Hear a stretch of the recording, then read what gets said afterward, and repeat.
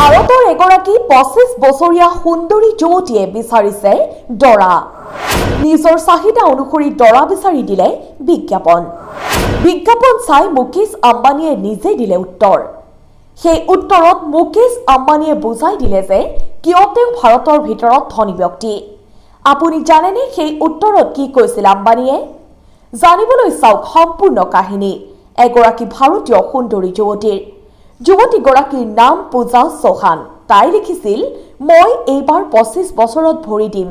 মই বহুত সুন্দৰী ষ্টাইলিছ ছোৱালী। মই এনেকুৱা এজন ল'ৰা বিচাৰো যাৰ বাৰ্ষিক উপাৰ্জন 100 কোটি বা তাতোধিক। পূজা চৌহানৰ মতে মাহিলী 2 কোটি টকা উপাৰ্জন কৰা মানুহ একেবাৰে মধ্যবিত্ত হিচাপে বুজায়। সেইকাৰণে পূজাই কৈছে যে তাইৰ চাহিদা বহুত বেছি।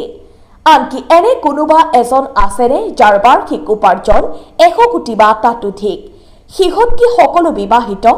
পূজা চৌহানে কৈছিল যে এতিয়া মই যিমান ডেটিঙত গৈছো ইয়াৰ ভিতৰত আটাইতকৈ বেছি বাৰ্ষিক উপাৰ্জন আছিল 50 কোটি টকা।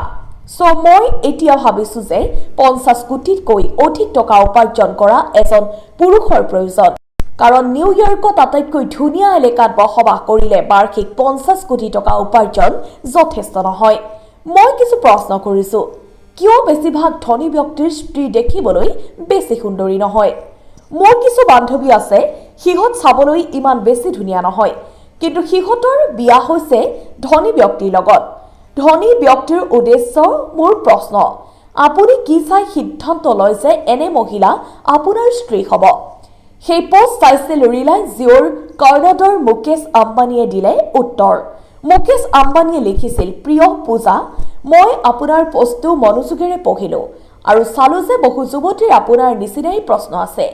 এজন ব্যৱসায়ী হিচাপে আপোনাৰ পোষ্টৰ কথাখিনি অলপ বিশ্লেষণ কৰিব খুজিছো। মোৰ বাৰ্ষিক উপাৰ্জন 100 কোটিতকৈ বহুত অধিক আপোনাৰ চাহিদা হিচাপে, কিন্তু এজন ব্যৱসায়ী হিচাপে আপোনাক বিয়াৰ পৰা এটা বেয়া সিদ্ধান্ত হ'ব। চাওক, আপুনি বিচাৰিছে সৌন্দৰ্য টকাৰ বিনিময়ত, অৰ্থাৎ আপোনাক বিয়া পাতিলে এগৰাকী সৌন্দৰ্যৰ পত্নী পোৱা যাব। তাৰ বিপৰীতে আপুনি হ'ব ধনী মহিলা। কিন্তু গুৰুত্বপূৰ্ণ কথাটো হ'ল আপোনাৰ এই যৌৱন আৰু সৌন্দৰ্য এসময়ত শেষ হৈ যাব, কিন্তু মোৰ টকা শেষ নহ'ব। প্ৰতি বছৰে মোৰ আয় বৃদ্ধি হ'ব, কিন্তু প্ৰতি বছৰে আপুনি আৰু সুন্দৰী হৈ নুঠিব। আপোনাৰ যৌৱন আৰু ৰূপ যদি সম্পত্তি হয় তেন্তে 10 বছৰৰ পিছত আপোনাৰ সম্পত্তি বহুত কমি যাব। যিজন ব্যক্তিৰ বছৰি উপাৰ্জন 100 কোটি টকা তেওঁ কিন্তু বুৰ্বক নহয়। ব্যৱসায়িক দৃষ্টিভংগীৰে চালে আপোনাৰ সৈতে ডেট কৰিব পৰা যায়, কিন্তু বিয়া পাতিব পৰা নাযায়। সেয়ে কোনো ধনী ব্যক্তিক বিয়া পতাৰ সপোন নেদেখাটোৱেই আপোনাৰ কাৰণে ভাল। কথাখিনি বেয়া লাগিলেও একো আপত্তি নাই, কাৰণ এজন ব্যৱসায়ী হিচাপে মই আপোনাৰ উত্তৰটো দিলো। মুকেশ আম্বানীৰ উত্তৰ আপোনাৰ তাত কেনেকুৱা লাগিল কমেণ্টত জনাব, লগতে এটা শ্বেয়াৰ কৰি দিব। এণ্টাৰটেইনমেণ্ট ডেস্ক, বাতৰি লাইভ 24।